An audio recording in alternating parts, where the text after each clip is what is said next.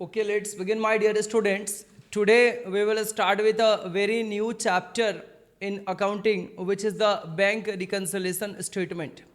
बच्चों, ये आपके एग्जाम्स में जो चैप्टर है, ये सीए के एग्जाम्स में 10 मार्क्स का आता है, सीएमए के एग्जाम्स में 7 to 8 मार्क्स का इधर से क्वेश्चंस आता है. बहुत इंपॉर्टेंट चैप्टर है और एवरी टर्म में एग्जाम्स में आता है. कोई ऐसा टर्म नहीं जिसमें ये चैप्टर मिसिंग गया हो. सभी टर्म में लगभग इंस्टीट्यूट देता ही देता है इस चैप्टर को.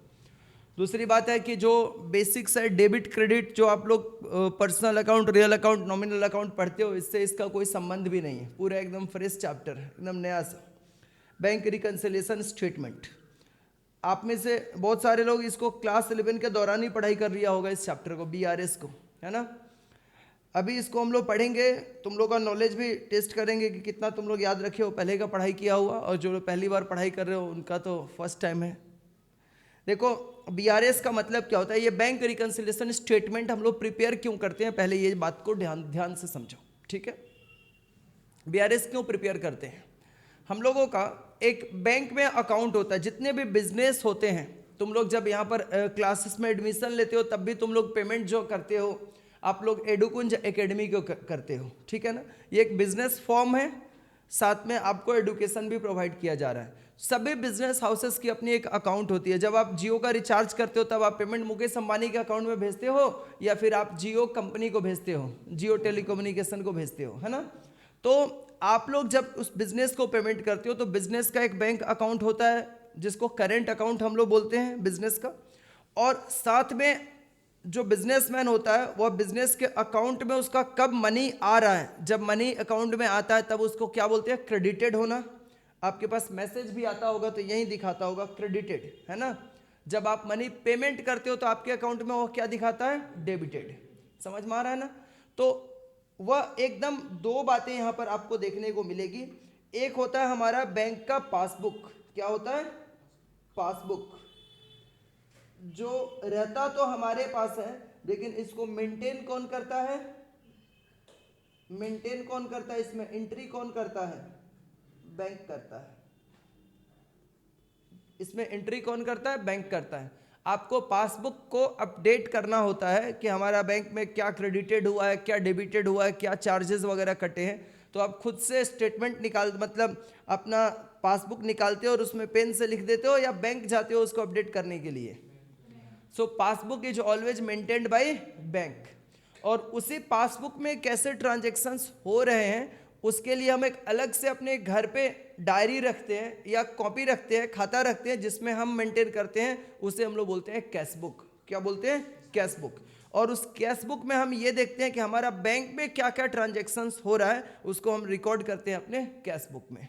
तो हमारा जो कैश बुक होता है जो हम मेंटेन करते हैं, हम मतलब क्लाइंट मेंटेन करता है खुद. अगर आपका सेविंग्स अकाउंट है उसका भी आप कैश बुक मेंटेन कर सकते हो, करेंट अकाउंट है तो उसका भी आप कैश बुक मेंटेन कर सकते हो घर पे, जिसमें आप लिखते हो. जैसे आप बैंक में मनी डिपॉजिट करके आए तो आपने अपने कैश बुक में भी आकर के उससे लिख दिया कि हाँ हमने बैंक में मनी डिपॉजिट किया, ताकि बैंक में कोई गड़बड़ी हो तो आप कैश बुक से पता कर सको, या कैश बुक में कुछ गड़बड़ी हो तो आप पासबुक से पता कर सको. बात समझ में आ रहा है ना.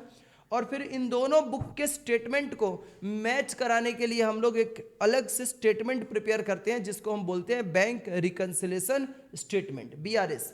रिकन्सिलिएशन वर्ड का मतलब क्या होता है, मैच करना. समझ में आना. रिकन्साइल करने का मतलब होता है मैच करना. रिकन्सिलिएशन स्टेटमेंट इसके लिए हम लोग प्रिपेयर करते हैं.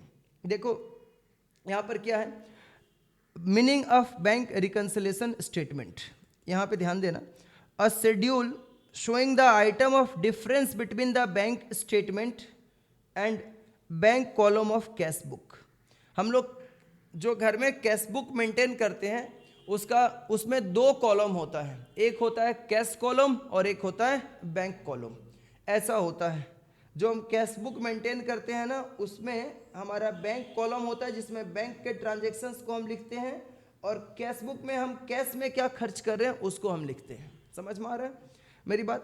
तो यहाँ पे हम लोग क्या करते हैं, पासबुक और कैश बुक में क्या डिफरेंस होता है उसको रिकंसाइल करने के लिए जो हम लोग स्टेटमेंट प्रिपेयर करते हैं उसे हम बोलते हैं बैंक रिकंसिलिएशन स्टेटमेंट. आपके एग्जाम्स में बच्चों थियरी और डेफिनेशन ऐसा कुछ भी लिखने के लिए नहीं आएगा कि डेफिनेशन लिख करके दिखाओ, सम्स आएगा. देखो यहाँ पर bank reconciliation is a mechanism through which reason for the difference between the cash book balance and bank statement can be determined and reconciled. ये बैंक रिकंसिलेशन एक तरह का मैकेनिज्म होता है, एक तरह का वे होता है जिसके थ्रू हम लोग बैंक के बैलेंस का और कैश बुक का बैलेंस के डिफरेंसेस को हम पता कर सकते हैं और साथ में उसको रिकंसाइल कर पाते हैं। इसके लिए जो स्टेटमेंट हम लोग प्रिपेयर करते हैं इसको हम लोग बोलते हैं बैंक रिकंसिलेशन स्टेटमेंट। यहाँ तक तो बात क्लियर हो गई। आपको इसमें ज़्यादा अभी लिखने की ज़रूरत नहीं है, कुछ भी सारे चीज़ें लिखे गए हैं यहाँ पर। अब देखो, अब मैं जो आपको बताने जा रहा हूँ पूरा क्रिस्टल क्लियर, इससे आपका चैप्टर का 80% चीज़ें क्लियर हो जाएगा, बहुत शॉर्ट में, इसको लिखना नहीं है। ये 1000 बार मैं अभी लिखवाऊंगा कॉपी पे आपको, अभी आपको नहीं लिखना है। ये मैं देखो क्या बना रहा हूँ, ये देखो तुम लोग, ये बच्चों पासबुक, क्या है पासबुक। पासबुक एक बुक जैसा रहता है, इसमें पेजेस रहते हैं, इसमें 2 कॉलम बने हुए रहते हैं, समझ में आ रहा है ना।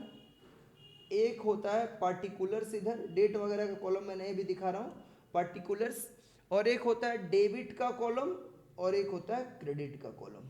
बात समझ में आ रहा है ना। और ये रहा हमारा कैश बुक, जो हम घर पे खाता बनाते हैं, उसमें भी हमारा 2 कॉलम होता है।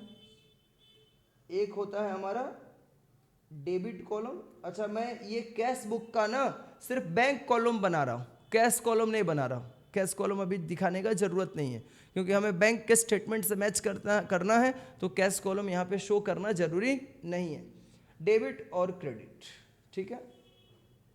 अब यहाँ पे देखो, आप सभी लोग, चाहे वो कॉमर्स में पढ़े बच्चा, नहीं पढ़े, हिंदी में पढ़े, इंग्लिश में पढ़े, कोई फर्क नहीं पड़ता है, समझ में आ रहा है ना। कोई भी आदमी आजकल बैंक से पैसा डिपॉजिट कैश करने जाता है तो उसके मोबाइल पे मैसेज आता है, your account is credited with ₹2000। अगर 2000 रुपया जाके जमा किया तो ऐसा मैसेज आता है। तो बैंक क्या करता है ना, जैसे आप मनी बैंक में डिपॉजिट करने जाते हो, तुरंत आपके अकाउंट में वह मनी क्या हो जाता है, क्रेडिटेड हो जाता है। कहाँ पर चला जाता है, क्रेडिट में। तो बैंक उस समय आपके पासबुक में उस 2000 रुपया को क्रेडिट कॉलम में लिखता है। कहाँ लिखता है, क्रेडिट कॉलम में लिखता है।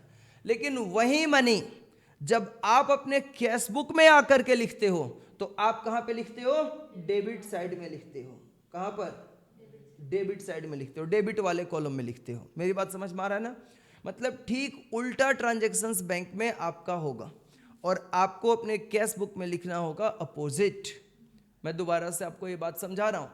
अगर आपने बैंक में 2000 रुपीज कैश डिपॉजिट किया, समझ में आ रहा है ना, आपने बैंक में 2000 रुपीज डिपॉजिट किया तो आपके अकाउंट में वह क्रेडिटेड होगा। पासबुक जब आप अपडेट करके बैंक से लाओगे तो उसके क्रेडिट कॉलम में वह लिखा हुआ मिलेगा आपको, ठीक है।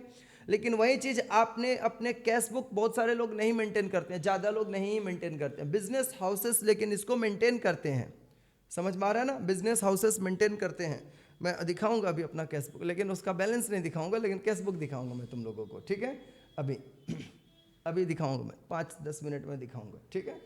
अच्छा, ये देखो, और क्या करता है ये बिजनेस वाले लोग मेंटेन करते हैं। जैसे जनरली आपने अपने पेरेंट्स को देखा होगा, कभी बैंक में डिपॉजिट करके आए या कैश विथड्रॉ करके लेकर आए, कभी आके अलग कोई खाता में लिखते हैं, जनरली नहीं लिखते, दिमाग में याद रखता है। और आजकल मोबाइल जब से आ गए तब से तो लोग और नहीं लिखते हैं, बोलते हैं वो ऐप में जाके स्टेटमेंट देख लेंगे, समझ में आ रहा है ना।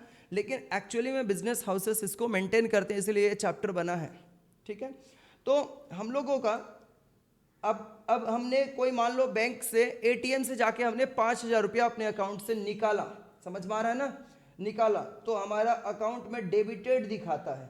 पासबुक जब आप अपडेट करोगे तो वह पासबुक में डेबिटेड दिखाएगा। लेकिन वही चीज जब आप कैश बुक में जाके लिखोगे कि कैश विथड्रॉन फ्रॉम एटीएम, तो आप उसको डेबिट कॉलम में लिखोगे कि क्रेडिट कॉलम में लिखोगे, क्रेडिट कॉलम में लिखोगे, उल्टा। बात समझ गए ना पूरी बात। अब देखो यहाँ पर कॉजेज ऑफ डिफरेंस क्या होता है।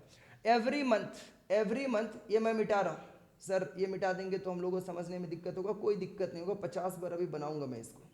अभी देखो ध्यान से मेरी बात को सुनो, कॉजेज ऑफ डिफरेंस क्या होता है मेरे बच्चों। यहाँ पे जैसे एवरी मंथ के एंड पे, ये मान लो मार्च का महीना चल रहा है, मार्च 31 को मैं अपना पासबुक अपडेट करा कर लेकर आया बैंक से, और पासबुक को लेकर के मैं बैठा अपने कैश बुक के साथ कि पासबुक में जो भी बैंक जो भी करेगा, बैंक अगर गलत ट्रांजैक्शन पासबुक में दिखाएगा तो आपको भी कैश बुक में गलत ट्रांजैक्शन दिखाना है। सर क्या पढ़ा रहे हैं गलत गलत, हाँ ऐसा ही करना है।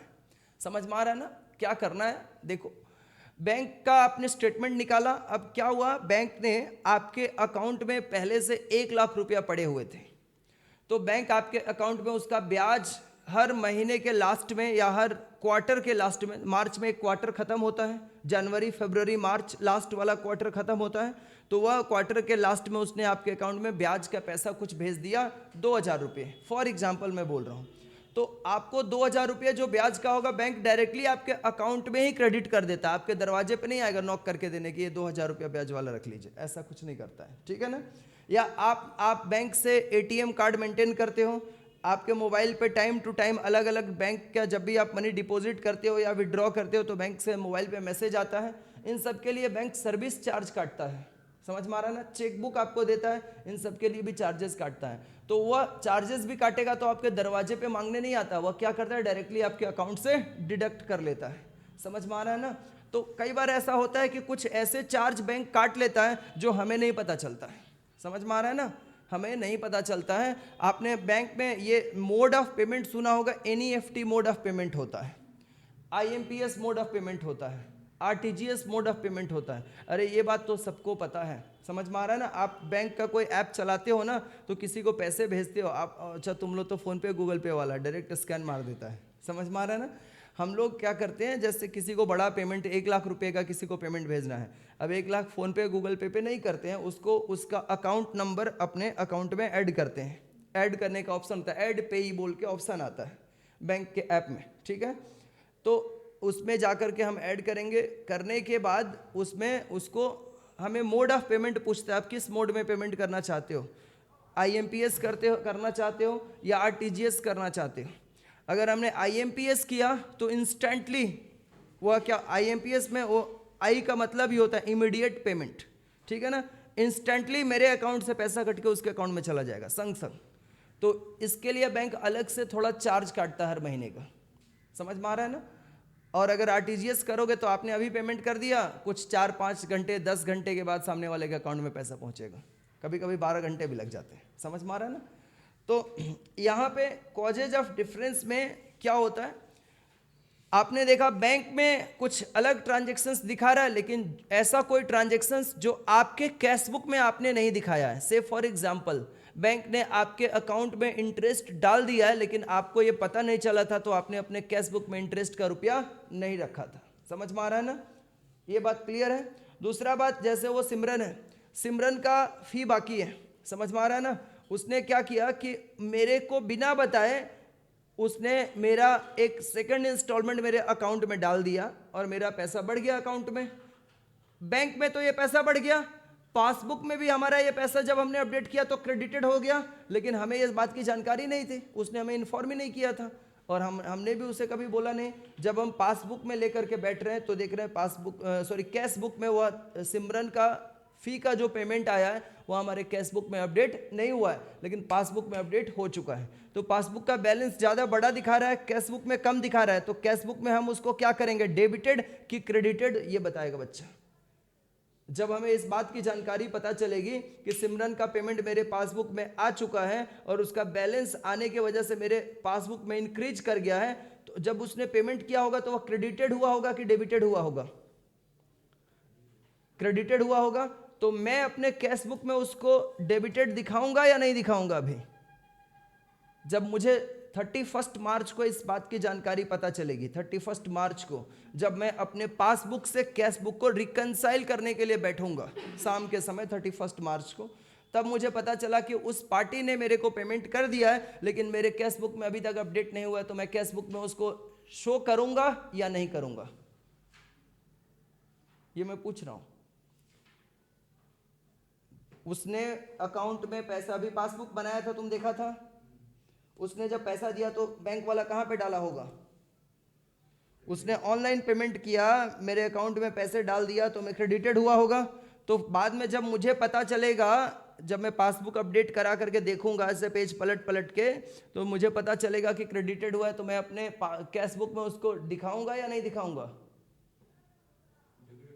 डेबिटेड दिखाना चाहिए ना, वही पूछ रहा था। डेबिट करूंगा कैश बुक में, एकदम क्लियर, ठीक है।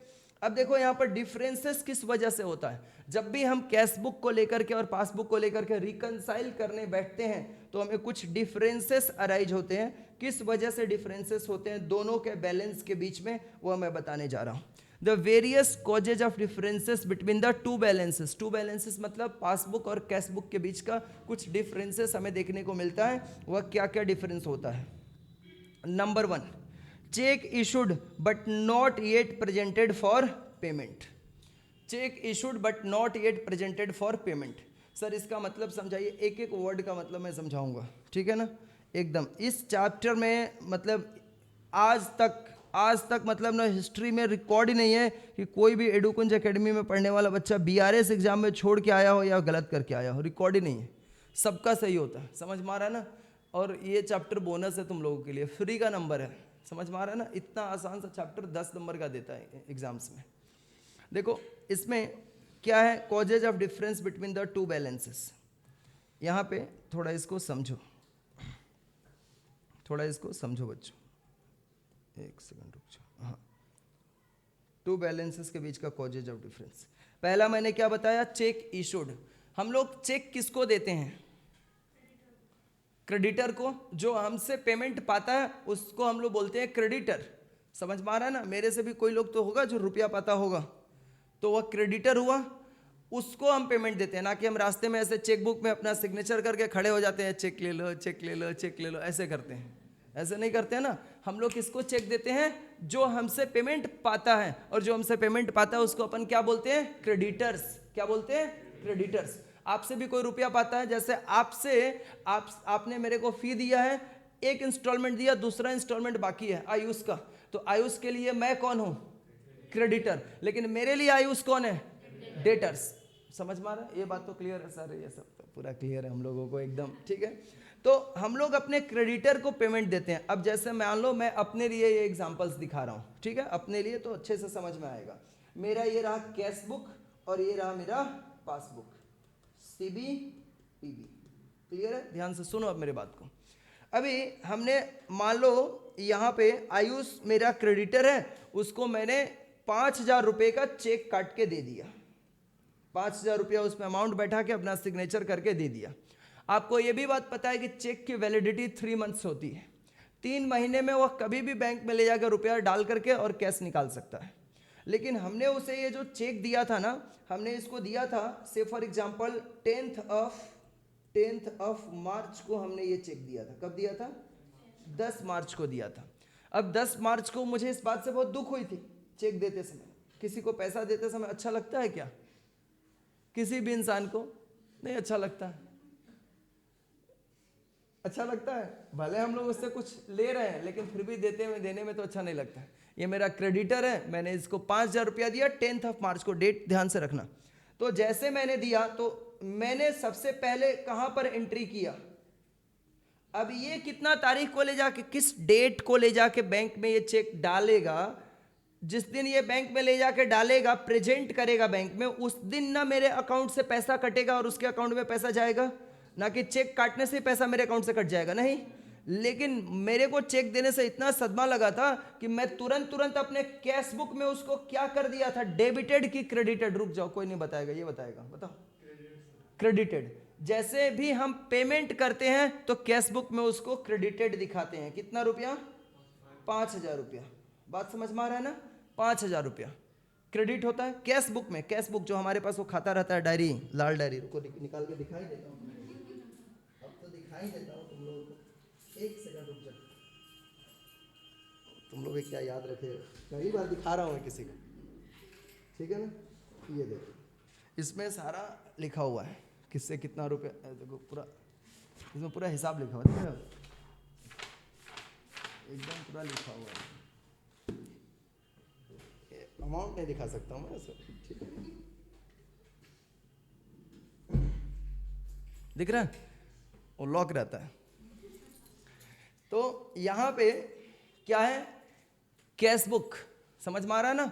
तो हमने 5,000 दिखा दिया, लेकिन ये आयुष मेरा जो क्रेडिटर है, इतना शैतान क्रेडिटर है, इसने पूरे मार्च का महीना खत्म हो गया, बोला अभी मैं डिपॉजिट ही नहीं करूंगा, मेरे को अभी पैसे की जरूरत नहीं है, मैं चेक लेके घूमूंगा, अपने घर ले जाके चेक रख दिया। मेरे अकाउंट से मनी डिडक्ट हुआ क्या, लेकिन मैंने कैश बुक में माइनस दिखा दिया था। कैश बुक में तो मैंने माइनस कर दिया था अपना बैलेंस, माइनस ही बोल रहा हूं मैं, डेबिट क्रेडिट नहीं बोल रहा हूं मैं, माइनस कर दिया। कैश बुक में मेरा जितना रुपया रहा होगा, से फॉर एग्जांपल जब मैंने इसको चेक दिया उस समय मेरा अकाउंट में रुपया रहा होगा 50,000, मैंने इसको 5,000 का चेक दे दिया, तो अब मैं कितना मान के चल रहा हूं, मेरे अकाउंट में कितना रुपया है, 45,000। बोलो बोलो, गलती से ही बोलते रहो तुम लोग, 45,000।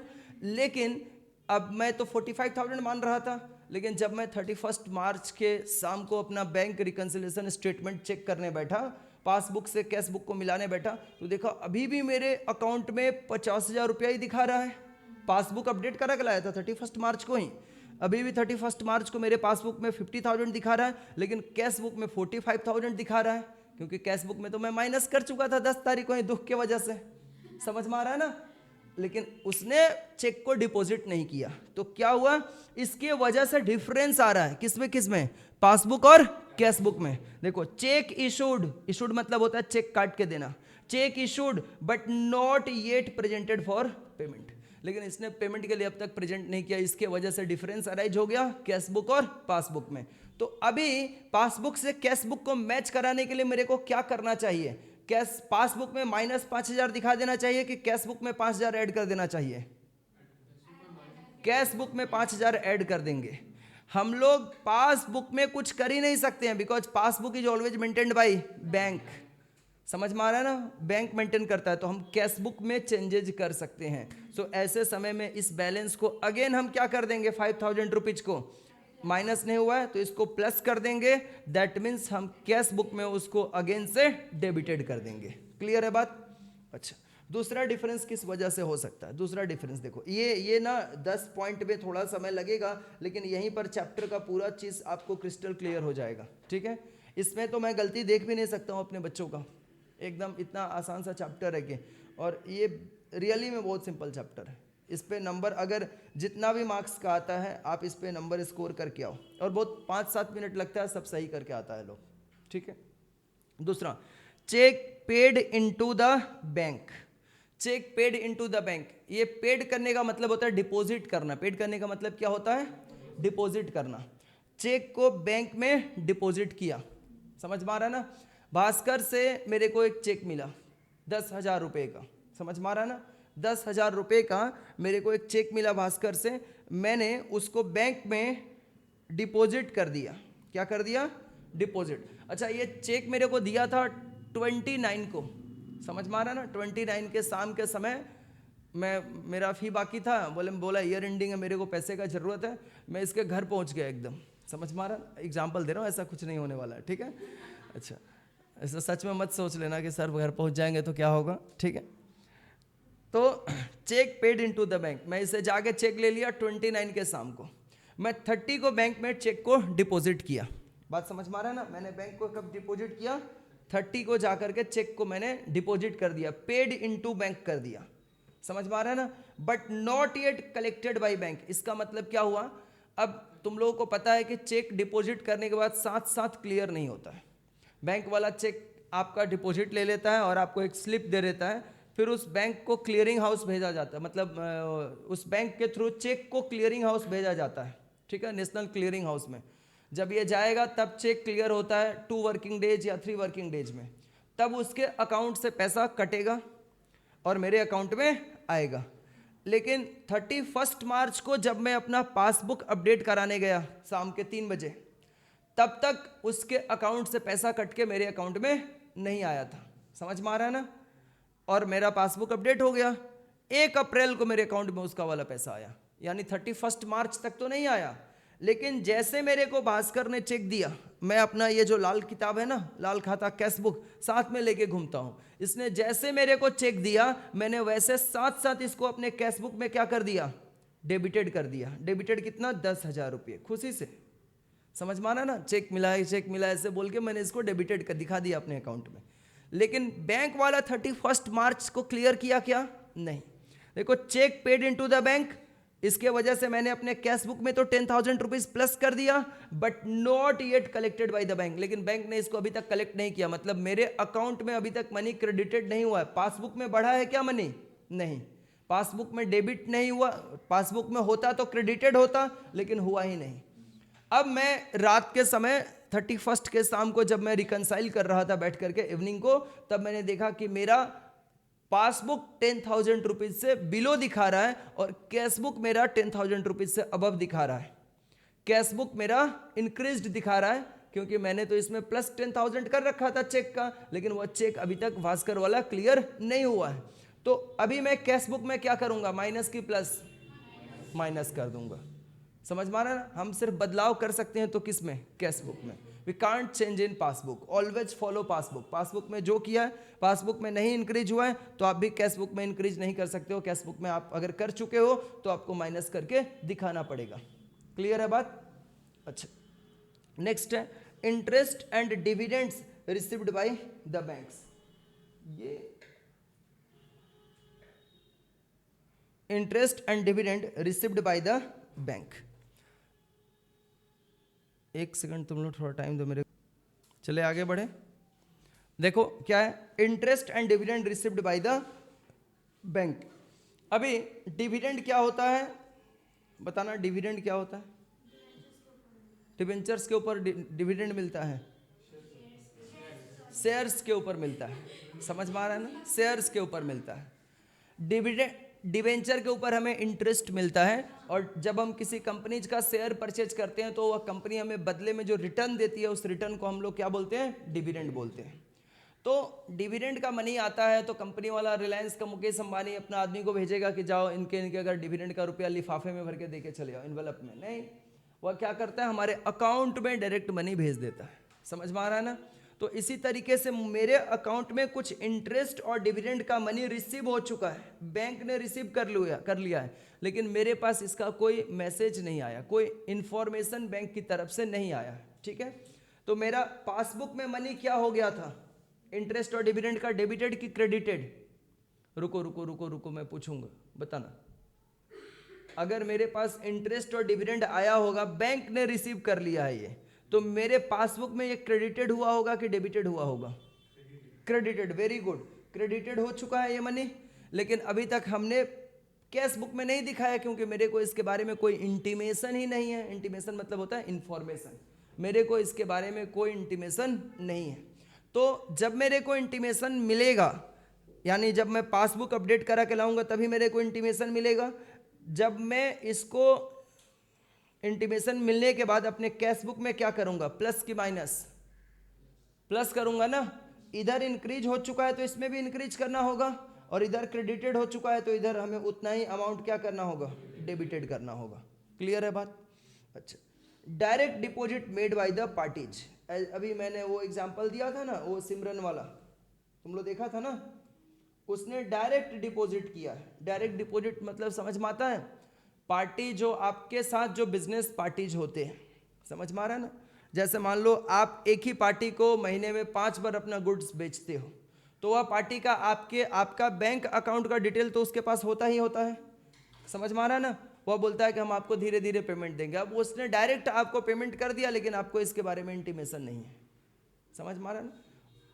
तो बैंक में आपका मनी इंक्रीज्ड हो चुका है, लेकिन कैश बुक में अभी तक इंक्रीज नहीं हुआ है। तो कैश बुक में भी हम लोग क्या करेंगे? प्लस करेंगे, डेबिट करेंगे यानी। तो direct deposit made by the parties को भी हम लोग कैश बुक में प्लस करके दिखाते हैं। Direct payment made by the bank. Direct payment made by the bank.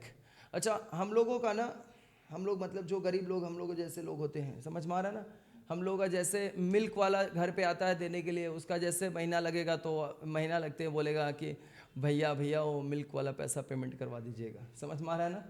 जब तक कोचिंग से 4-5 बार मैसेज नहीं आए कि dear students please submit your fee, तब तक हम लोग फी अपना सबमिट नहीं करते हैं। समझ में आ रहा है ना? स्कूल का भी यही हालत है।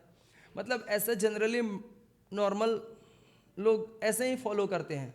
नॉक आएगा तब पेमेंट करेंगे, ऐसा नहीं कि पैसा नहीं है, नॉक आएगा तब पेमेंट करेंगे। रिच क्लास के लोग क्या करते हैं? समझ में आ रहा है ना?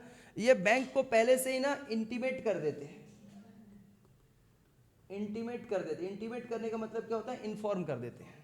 इनको बैंक को ऑर्डर दिया हुआ है। अब जैसे मान लो SRK है, समझ में आ रहा ना?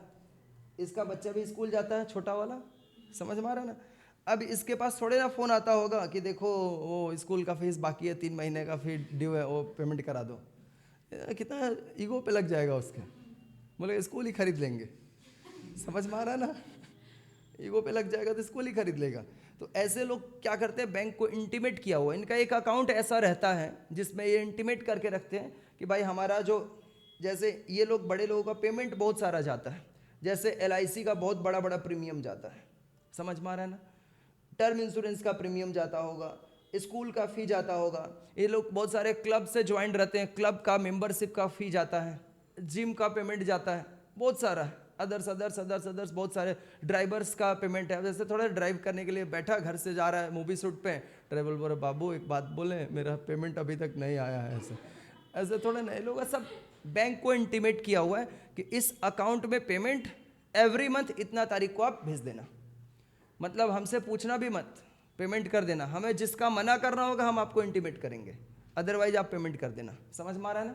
तो इसके लिए बैंक क्या करता है ना, उसको कस्टमर ने बोल के रखा है, बैंक का कस्टमर ने बोल के रखा है कि आप डायरेक्ट पेमेंट कर देना, समझ में आ रहा है ना? मेरे पास किसी का कॉल नहीं आना चाहिए पेमेंट के लिए, समझ में आ रहा है ना? ये हैंडल करने का हमारे पास टाइम नहीं है।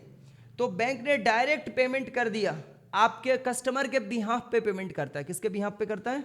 कस्टमर के बिहाफ पे। बैंक अपने कस्टमर के बिहाफ पे कस्टमर का जो पेमेंट जहां जहां करना होता है कर देता है। तो आपके पासबुक में मनी क्या हो जाएगा तब? डेबिटेड की क्रेडिटेड? पेमेंट करेगा तो डेबिटेड होगा, माइनस हो गया रहेगा। तो जब आप अपने कैश बुक को पासबुक से रिकंसाइल करने बैठोगे तो आप भी कैश बुक में क्या कर दोगे? क्रेडिटेड कर दोगे, माइनस माइनस माइनस करके दिखा दोगे जो भी पेमेंट गया होगा। क्लियर है बात ये भी? अच्छा, credit given by the bank on account of interest. Bank खुद इंटरेस्ट का पैसा आपके अकाउंट में क्या कर दिया? क्रेडिटेड कर दिया। तो आप भी क्या कर दोगे? इधर क्रेडिटेड होगा तो आप इधर डेबिटेड कर दोगे। इसके बाद नेक्स्ट 7 नंबर पॉइंट पे हम लोग आ चुके हैं बच्चों, 7 नंबर पॉइंट पे, ठीक है? 7 नंबर पॉइंट पे आ जाओ। Debit given by bank on account of interest on overdraft and bank etcetera. देखो क्या होता है, ओवरड्राफ्ट का मतलब होता है, ओडी का मतलब होता है negative balance in bank. OD का मतलब क्या होता है? ओडी मतलब ओवरड्राफ्ट, ओवरड्राफ्ट को शॉर्ट में ओडी बोलते हैं। Negative balance in bank account मतलब आपने बैंक से क्या ले रखा है? लोन ले रखा है। जनरली ये सेविंग्स अकाउंट वाले लोगों को ओडी का फैसिलिटी नहीं मिलता है। जिनका बैंक में करेंट अकाउंट होता है, बिजनेस अकाउंट होता है, उनको बैंक ओवरड्राफ्ट की फैसिलिटी देता है। अब ओवरड्राफ्ट की फैसिलिटीज भी कैसे मिलता है? आपका किस लेवल का ट्रांजेक्शन से एवरी मंथ एवरी टाइम, उसके हिसाब से ओडी मिलता है। जैसे किसी के पास 2 लाख का ओडी होता है, किसी के पास 20-20 लाख रुपए का ओडी होता है, समझ में आ रहा है ना? बैंक पहले से आपके अकाउंट में मनी डाल के रखा है 20 लाख रुपया।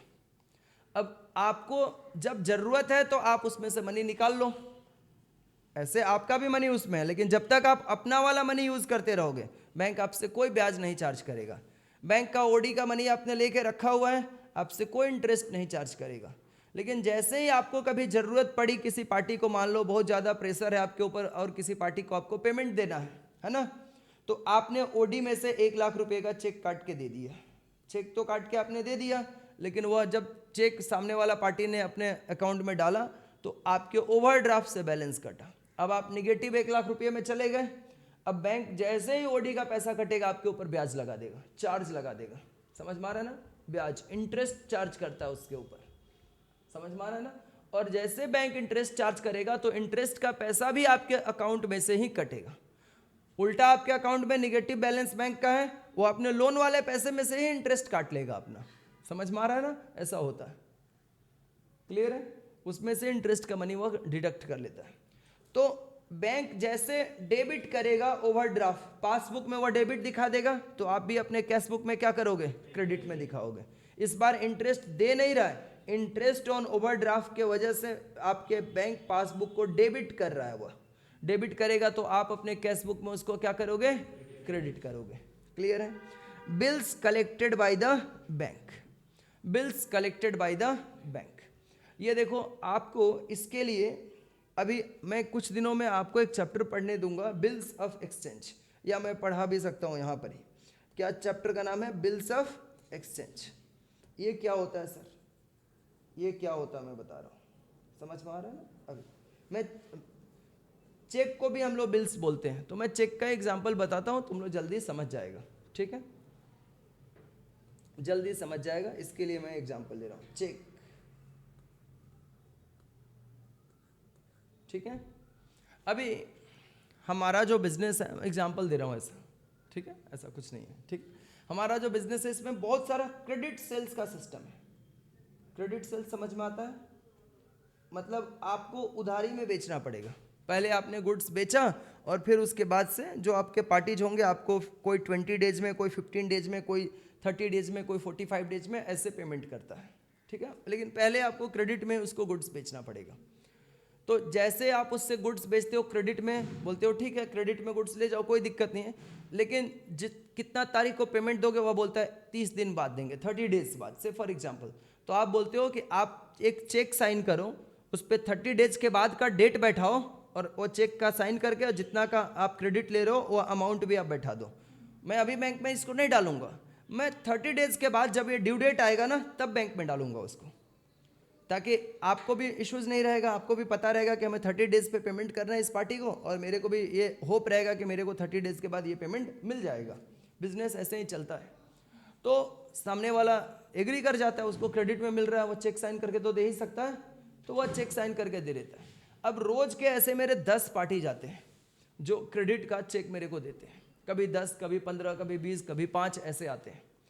अब रोज रोज मेरे को इसके लिए तो 3-4 स्टाफ रखना पड़ेगा। पहले रोज बैंक में जाएंगे, लाइन में लगेंगे, चेक हर दिन किसी ना किसी का ड्यू डेट आते रहता है। मतलब जो 30 दिन पहले दिया होगा आज उसका ड्यू डेट आया, जो 31 डेज पहले दिया होगा उसका कल ड्यू डेट आया। ऐसे तो हर दिन मेरे को 10 चेक लेकर बैंक में जाना पड़ेगा। तो मैं बिजनेस करूंगा अपने स्टाफ को लेकर, ना कि पैसा कलेक्ट करते रहूंगा, दिक्कत है होगा ना। तो इसके लिए बिजनेसमैन क्या करते हैं, वह बैंक को बुलाते हैं। बैंक किस काम में आएगा? वो लोग कहते हैं सब काम है। उनको बुलाते हैं कि ये रखो, ये हमारा इस वीक में, एक वीक में, या हर बहुत ज़्यादा चेक है तो 2-2 दिन में बुला लेंगे बैंक वाले को, अगर कम कम है तो 1 वीक में बुला लेंगे। उनको बुला करके 1 महीने का पूरा उसने 50 चेक दे दिया। कितना दे दिया? 50। बोला देखो सब में डेट वेट लिखा हुआ है, ये लेके जाओ, और डेट देख करके, ड्यू डेट देख के सबको डिपॉजिट करते जाना, जब जिसका ड्यू डेट आएगा और उसके अकाउंट से पैसा काट के मेरे अकाउंट में डालते रहना। समझ में आ रहा है ना? तो बैंक वाला खुश, उसको भी कुछ काम मिल गया, उसके लिए उसको चार्ज लेता है लोग। ठीक है, हम चार्ज देंगे। कितना चार्ज लेगा? अगर मान लो हर चेक के लिए वो 100 रुपया लेता है, 50 चेक दिया तो कितना हुआ? 50 × 100 5,000 रुपये। और स्टाफ को भेजूंगा तो मेरा स्टाफ सैलरी कितना लेता है? 5,000 का तो सैलरी में कोई स्टाफ नहीं मिलता है, मिलता है? तो उससे अच्छा बैंक को खटा दो उसके ऊपर। तो बिजनेसमैन बैंक को ये काम देता है कि आप कर लो ये काम। तो वह बिल को कलेक्ट करते रहता है टाइम टू टाइम। जैसे जैसे वह कलेक्ट करता जाएगा, आपके अकाउंट में मनी क्रेडिटेड होगा कि डेबिटेड होगा? पूछ रहा हूं मैं। जब वह बैंक आपका ले जाके एक एक चेक को डालता जाएगा ड्यू डेट देख देख के, तो आपके अकाउंट में, यानी जैसे मेरा चेक था तो मेरे अकाउंट में मनी क्रेडिटेड होगा कि डेबिटेड होगा? क्रेडिटेड। तो और जब मैं पासबुक को लेके बैठूंगा कैश बुक से मिलाने, तो कैश बुक में भी हम क्या करते जाएंगे? उसको प्लस कर देंगे, यानी डेबिटेड कर देंगे। क्लियर है बात? अच्छा, ये देखो, discount of a bill, dishonour of a bill discounted with the bank. ये ना आप अभी मत समझो, ये अभी आप मत समझो, इसके लिए मैं स्पेशली आपको अलग से समझाऊंगा। ऐसा नहीं कि मैं अभी समझा नहीं सकता हूं, मैं अभी समझा सकता हूं, लेकिन तुम लोगों को अभी समझने में दिक्कत होगा। ठीक है, ये भी इसी चैप्टर से रिलेटेड है, लेकिन थोड़ा सा इसको टाइम दो। इसके लिए एक निंजा टेक्निक मैं बताऊंगा आप लोगों को, सिंपल सा, इसलिए अभी इसको होल्ड करो। अब मैं आगे जाता हूं, यहां पे ये मैं समझाऊंगा आपको। Dishonour of a check deposited with the bank, ये मैं समझाऊंगा। डिसऑनर का मतलब समझ में आता है क्या होता है? डिसऑनर का मतलब क्या होता है? चेक बाउंस होना सुने हो ना, ये तो सुना होगा जरूर से, उसी को बोलते हैं डिसऑनर होना। ठीक है, अब जैसे मान लो ये फुरकान है, इसने मेरे को 20,000 रुपये का एक चेक दिया, बोला सर कल डाल दीजिएगा अकाउंट में, आपका फीस आपके पास चला जाएगा। मैं बोला ठीक है। मैं जैसे ये मेरे को चेक दिया और ये बात बोला कि सर कल डाल दीजिएगा, मैं संग संग अपना कैशबुक निकाला और उसमें क्या कर दिया, प्लस 20,000, डेबिट 20,000 लिख दिया। कल तो सुबह जाना ही है, लिख के रख लेते हैं। और मैं जाकर के बैंक में इसका चेक ड्रॉप किया। बैंक वाला बोला कि देखिए ये मनी आपके अकाउंट में क्रेडिट नहीं हो सकता है, क्योंकि इस पार्टी ने जो सिग्नेचर किया है ना, सिग्नेचर उसका मैच नहीं हो रहा है, या जो डेट उसने बैठाया है ना, वो डेट उसने 2025 शुरू हो गया है, उसने अभी 2024 का ही डेट गलती से लिख दिया है। ऐसा हो सकता है पार्टी कुछ चेक में गलती कर देगा तो, या उसके अकाउंट में मनी नहीं रहेगा तो, बहुत सारे वजह होते हैं बाउंस करने के। समझ में आ रहा है ना? ऐसा नहीं कि खाली पैसा नहीं रहता तभी बाउंस होता है, सिग्नेचर नहीं मैच करेगा तब भी बाउंस हो जाएगा। क्लियर है? तो ऐसे परिस्थिति में उसका अकाउंट का मनी मेरे अकाउंट में आया नहीं, तो मेरे को फिर से कैशबुक में क्या करना होगा, माइनस करना होगा, क्योंकि पासबुक में तो इंक्रीज हुआ नहीं, तो कैशबुक में फिर मेरे को क्या करना होगा, माइनस करके दिखाना होगा। और यहाँ पर एरर्स एंड ओमिशंस, बैंक ने कुछ गलती कर दिया, क्या हुआ ना, समझ में आ रहा है ना? मोहन और सोहन बैंक के दो क्लाइंट हैं, मोहन और सोहन। सोहन बेचारा अपने अकाउंट में 1 लाख रुपया जमा करने के लिए गया, समझ में आ रहा है ना? लेकिन बैंक का जो एम्प्लॉय था उस दिन अपने घर से लड़ाई झगड़ा करके आया हुआ था बैंक में काम करने के लिए, उसने गलती से सोहन के अकाउंट के बदले, और गलती से इनका अकाउंट में लास्ट का 1 डिजिट का ही डिफरेंस था, समझ में आ रहा है ना? 213 और 231 इसका डिफरेंस था, मतलब कुछ 1 डिजिट आगे पीछे था। तो उसने सोहन के अकाउंट के जगह पे मोहन का अकाउंट में क्या कर दिया, प्लस 1 लाख रुपीज कर दिया। समझ में आ रहा है ना? और मोहन जब अपना पासबुक को मिलाने बैठा कैशबुक से, तो देखा कि मेरे अकाउंट में तो प्लस 1 लाख रुपीज हो गए हैं, तो वह क्या करेगा, उस टाइम पे कैशबुक को पासबुक से मैच करने के लिए वह भी कैशबुक में प्लस 1,000 रुपीज कर देगा। बैंक अगर गलती भी करेगा तो आपको भी कैशबुक में गलती करना है, फिर बैंक अगले महीने में जाके उसको फिर आपके अकाउंट से काट लेगा।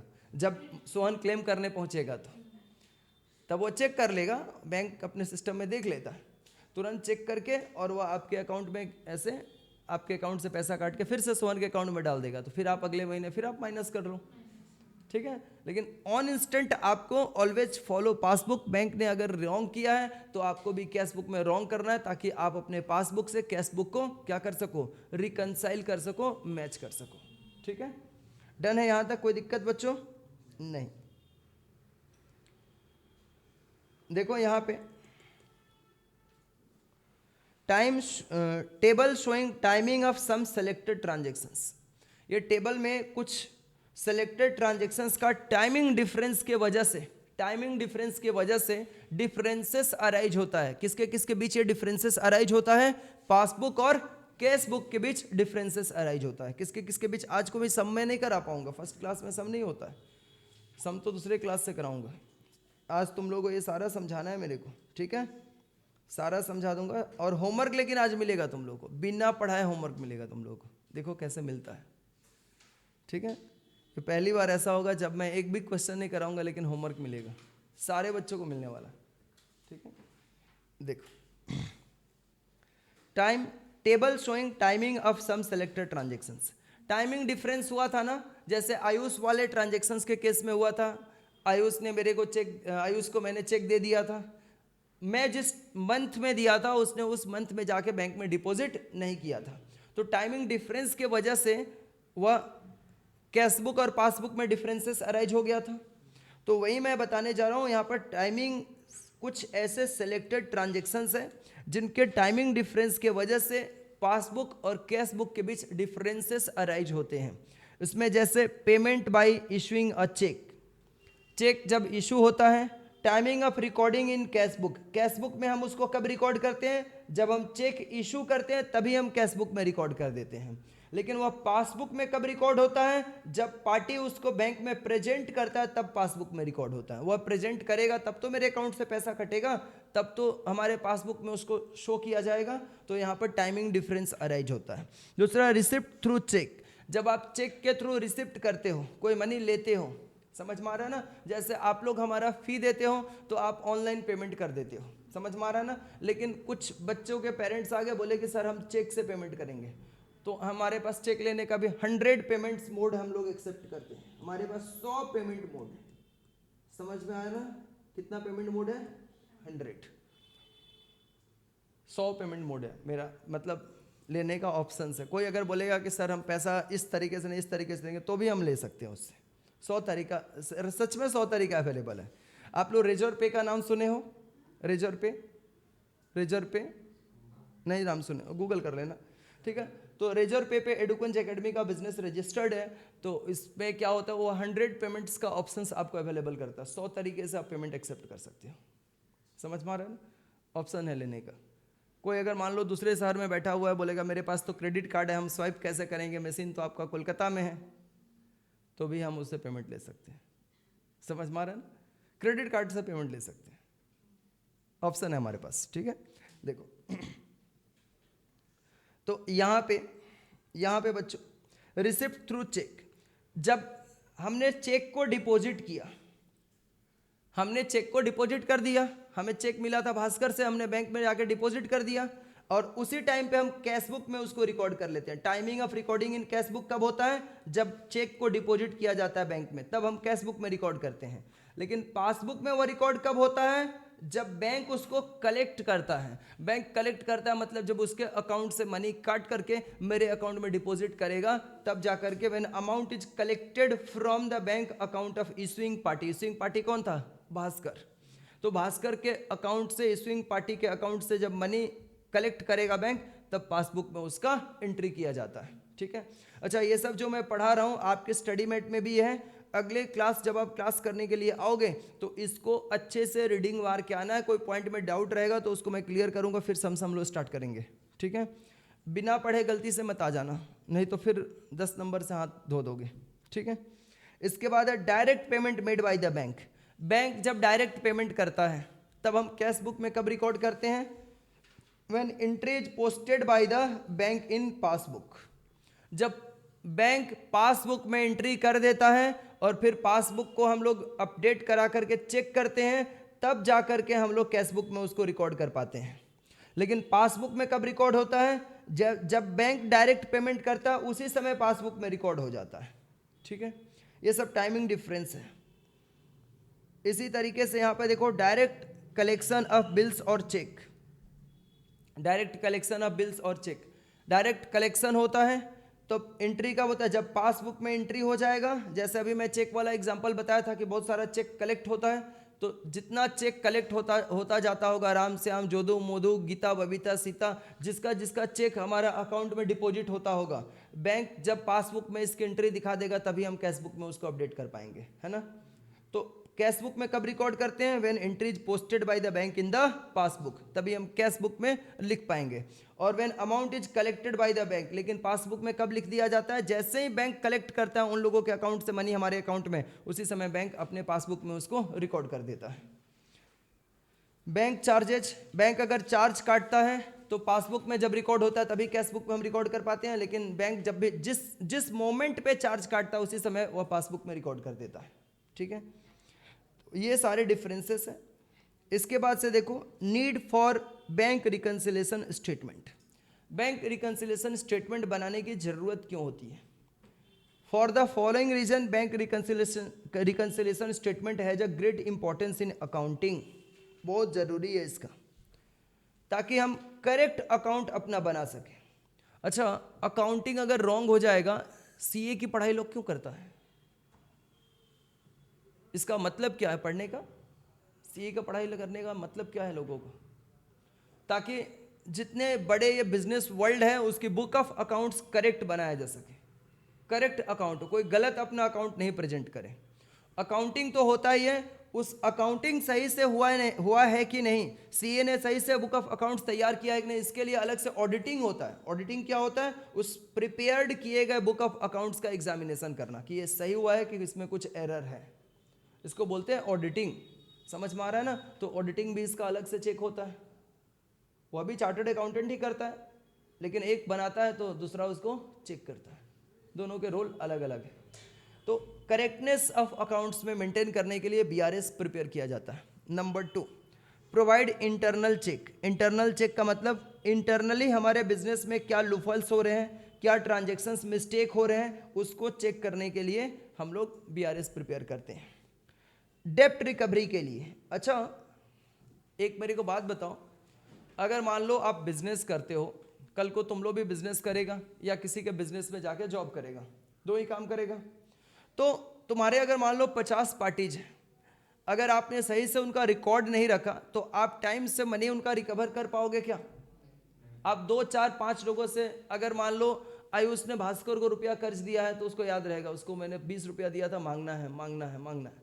लेकिन अगर मान लो आप ऐसे ऐसे 100 लोगों को 50 रुपये 20 रुपये 100 रुपये 200 रुपये 1000 रुपये आपने दिया है, तो किससे कितना लेना आपको कैसे पता चलेगा? जब आप रिकॉर्ड करोगे तभी पता चलेगा। तो इसके लिए प्रॉम्प्ट मतलब होता है फास्ट बैड डेप्ट रिकवरी के लिए हम लोग बीआरएस तैयार करते हैं। Value practice for internal control अच्छा से हो सके। बेसिक नीड इन ऑडिट, और ऑडिटिंग करते हैं तो इसकी रिक्वायरमेंट होती है डेटा की, इसीलिए हम लोग बैंक रिकन्सिलेशन स्टेटमेंट प्रिपेयर करते हैं। अब देखो मेरे बच्चों, जो बैंक रिकन्सिलेशन स्टेटमेंट हम लोग पढ़ेंगे, इसमें हम लोगों को 4 टाइप का प्रॉब्लम सम्स मिलने वाला है, ठीक है। Preparations of the BRS, bank reconciliation statement जब हम लोग प्रिपेयर करते हैं तो इसमें कितने टाइप्स के प्रॉब्लम हमें देखने को मिलते हैं? 4 टाइप्स के प्रॉब्लम्स होते हैं। कितने तरह के प्रॉब्लम्स होते हैं? 4 तरह के प्रॉब्लम होते हैं। नंबर 1 कौन सा होता है यहाँ पर? From the given cash book balance और पासबुक बैलेंस और बोथ। यहाँ पे इसके अंदर भी 4 टाइप से क्वेश्चन स्टार्ट होता है। पहला वाला के अंदर भी 4 टाइप है, मेरी बात समझ में आ रहा है ना? From the given cash book balance और पासबुक बैलेंस और बोथ, मतलब आपके क्वेश्चंस के बिगिनिंग में दिया रहेगा यहाँ पर debit balance as per cash book. ये 4 तरीके से क्वेश्चन इसका कैसे चालू होता है मैं बता रहा हूँ, ध्यान से सुनना। एक स्टार्ट होता है debit balance as per cash book. Debit balance as per cash book का मतलब होता है प्लस बैलेंस कि माइनस बैलेंस? प्लस। आपके कैश बुक में डेबिट बैलेंस है, कैश बुक का डेबिट बैलेंस प्लस बैलेंस होता है, उससे स्टार्ट होता है। और एक क्वेश्चंस का बिगिनिंग होता है credit balance as per cash book, मतलब कैश बुक में अगर क्रेडिट बैलेंस है मतलब माइनस बैलेंस है, तो उससे एक क्वेश्चन स्टार्ट होता है। मैंने कैश बुक का डेबिट क्रेडिट दोनों बोल दिया। अब मैं बोलने जा रहा हूं debit balance as per passbook. Passbook में डेबिट बैलेंस होने का मतलब होता है निगेटिव बैलेंस, तो उससे एक क्वेश्चन स्टार्ट होता है। पासबुक में डेबिट होना मतलब नेगेटिव बैलेंस से क्वेश्चन स्टार्ट होता है, क्वेश्चन का पहला लाइन में नेगेटिव रहेगा। और चौथा होता है credit balance as per passbook. 4 तरीके से क्वेश्चन का बिगिनिंग होता है, समझ में आ रहा है ना? ये पहला वाला टाइप के अंदर।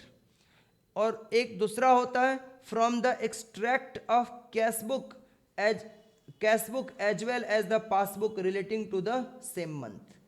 आपको एक ही महीना मतलब से फॉर एग्जांपल मार्च मंथ का पासबुक का कुछ ट्रांजैक्शंस और कैश बुक के कुछ ट्रांजैक्शंस का आपको एक्सट्रैक्ट मतलब हिस्सा दे देगा निकाल करके, और उस हिस्से की मदद से आपको एक अपना बीआरएस तैयार करना है। ये दूसरा मेथड होता है। आप लोग जब क्लास 11 में पढ़ाई किया था तो मेनली आप लोग ये वाला पढ़े थे, समझ में आ रहा है ना? पहला वाला, बाकी ये 3 को आपने नहीं पढ़ा था ठीक से, लेकिन अब पढ़ना है, ठीक है। इसके बाद तीसरा होता है preparation of an amended cash book and a bank reconciliation statement from the given cash book balance. आपके क्वेश्चन में कैश बुक बैलेंस दिया हुआ रहेगा, उसके हेल्प से आपको अगेन एक अमेंडेड कैश बुक बनाना है, यानी कैश बुक जो दिया रहेगा वो गलत कैश बुक दिया रहेगा, उससे आपको अमेंडेड कैश बुक मतलब सही वाला कैश बुक बनाना है। और फिर कैश बुक बनाने के बाद आपको बैंक रिकन्सिलेशन स्टेटमेंट बनाना है। ये भी एक तीसरा मेथड होता है।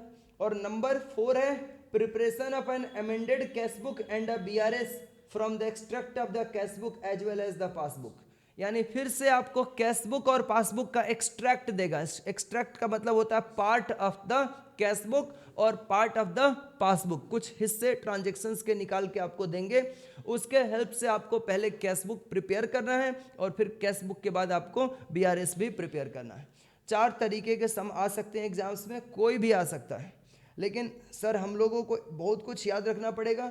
मैं तुम लोगों के लिए बहुत सिंपल कर दूंगा, लेकिन बच्चों मैं ये बता दूं, ये जो पहला वाला टाइप होता है ना, इसका एग्जाम्स में आने के चांसेस 90% होता है। कितना? और बाकी ये 3 का मिला करके 10% होता है, यानी इन लोगों का ये 33.33%, 33 मतलब ये 3.5% करके इनका परसेंटेज रहेगा आने के एग्जाम्स में। ये अकेले 90% इसके चांसेस होते हैं एग्जाम्स में आने के लिए। तो आपको पहला वाला जो टाइप है ए नंबर, उसके ऊपर अपना 90% फोकस लगाना है, ठीक है ना। फोकस ऐसे 100% ही देने का कोशिश करो।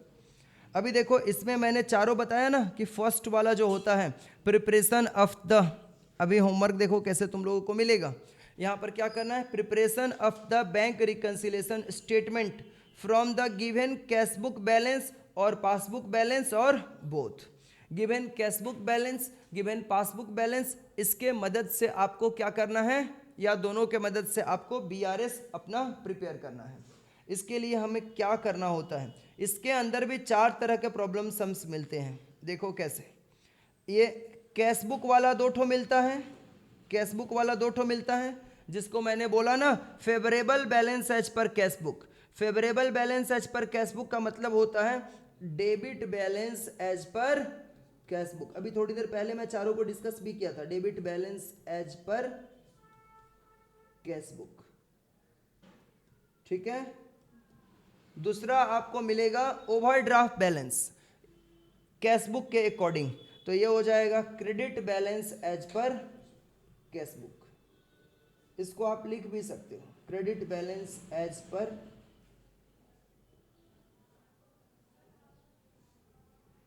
कैश बुक, ठीक है। इसके बाद नेक्स्ट है बच्चों आपका favourable balance as per passbook के अकॉर्डिंग अब जा रहे हैं। ये तो कैश बुक के अकॉर्डिंग हम जा चुके हैं इधर, अब पासबुक के अकॉर्डिंग जा रहे हैं। फेवरेबल बैलेंस, पासबुक का फेवरेबल बैलेंस किसको बोलेंगे, credit balance as per passbook, उसको फेवरेबल बोलते हैं। तो यहां पे लिखेंगे credit balance as per passbook, और ये हो जाएगा बच्चों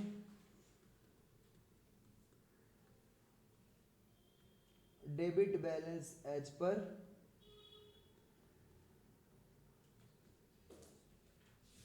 पासबुक, ठीक है। Debit balance as per passbook. अब देखो यहाँ पे इसका फॉर्मेट कैसा होता है।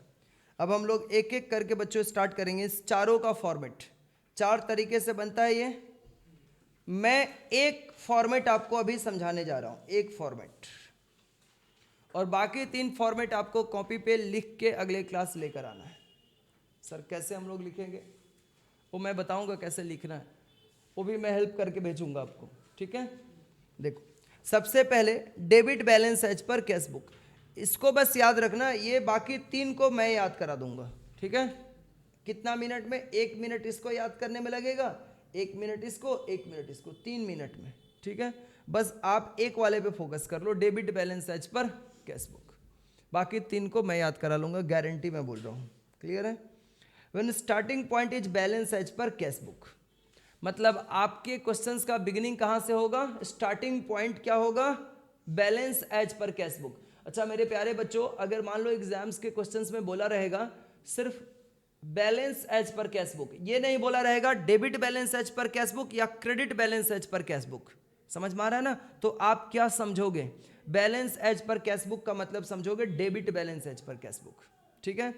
इसी बार एग्जाम्स में क्वेश्चन आया था, उसमें ऐसा था, समझ में आ रहा है ना।